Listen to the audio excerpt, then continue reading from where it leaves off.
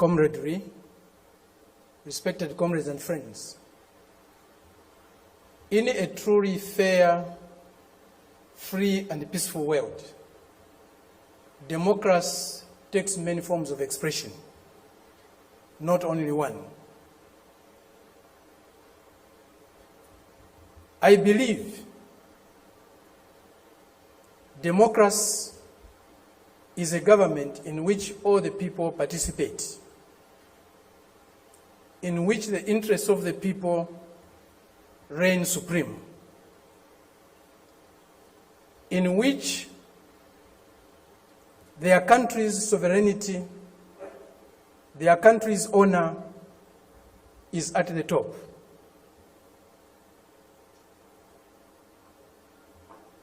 It seems that this month is a month of democracy discourse in the world. At the end of this month, there will be a conference in Lusaka, or a summit in Lusaka, Zambia, my country, led by the United States. They have come to Southern Africa to teach us democracy. A country that was opposed to our liberation, a country that supported colonial regimes,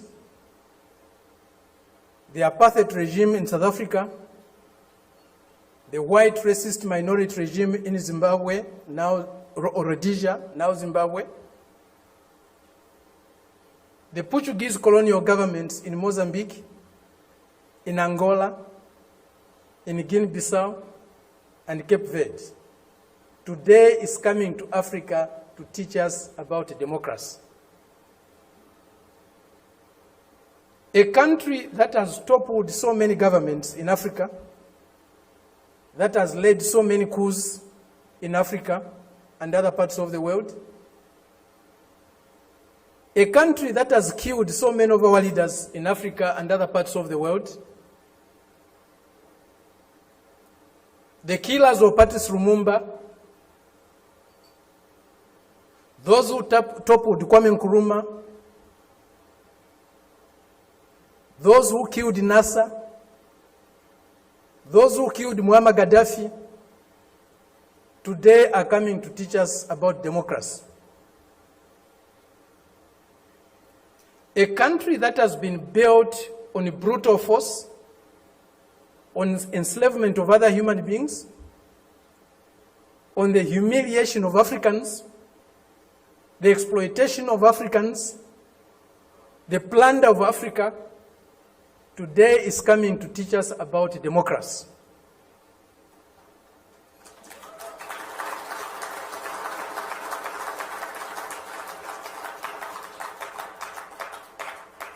That's the arrogance, the imperialist arrogance, the racist arrogance that we are subjected to. We cannot have democracy where there is hegemony of the strongest, mightiest imperialist power. We cannot have democracy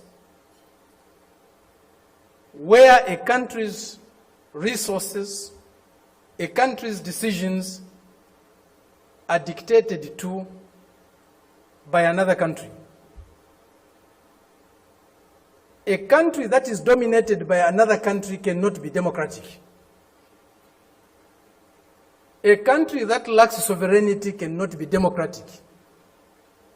A people that cannot decide for themselves cannot be democratic. A colony, a neo-colony cannot be democratic. That's why today, even at the United Nations, membership is on the basis of sovereignty. Only sovereign nations can be members of the United Nations, because only sovereign nations can decide for themselves. A colony cannot be a member of the United Nations. It's not by accident. It's not a mistake. If you have no respect for the dignity of others, If you have no respect for the sovereignty of other countries, you cannot claim to be a champion of democracy. They used to say, all roads lead to Rome. Today, we can confidently say,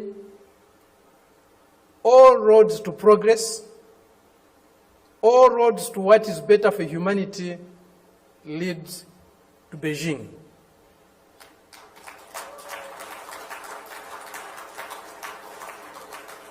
This is a country, this is a people that have developed themselves, that has developed itself without colonizing any country in the world, without plundering any country in the world, without subjugating any people in the world.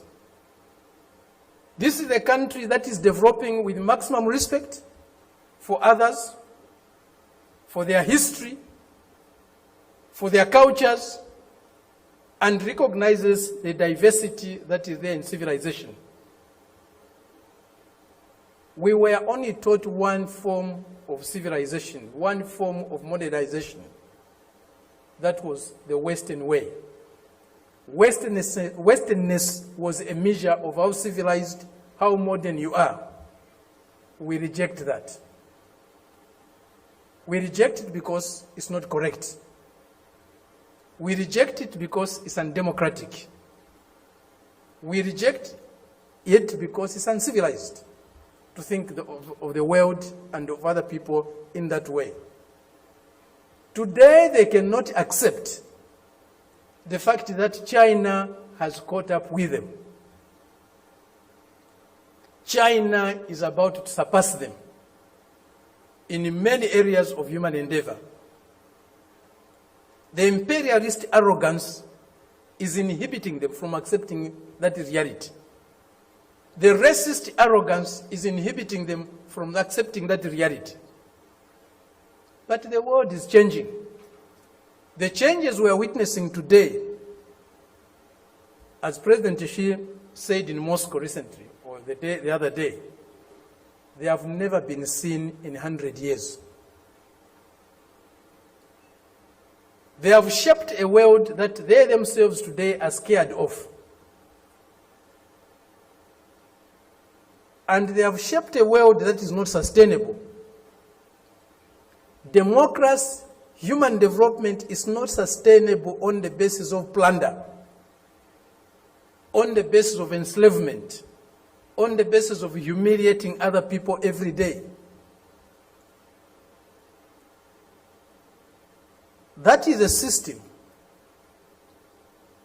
we are seeing today, a system that will not survive if plunder is eliminated, if subjugation of other peoples, other nations is eliminated, if inequality in the world is eliminated. That system will disappear.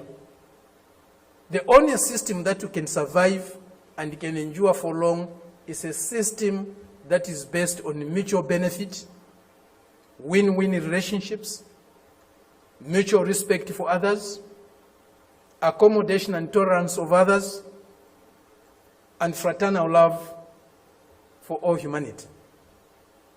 This is what we find in China today. This is what China's example is showing us.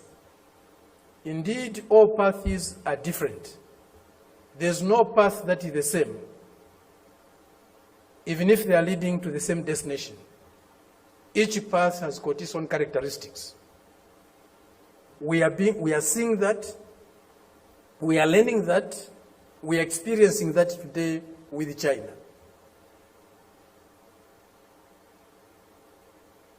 There are many things that need to be done to get the world that we want.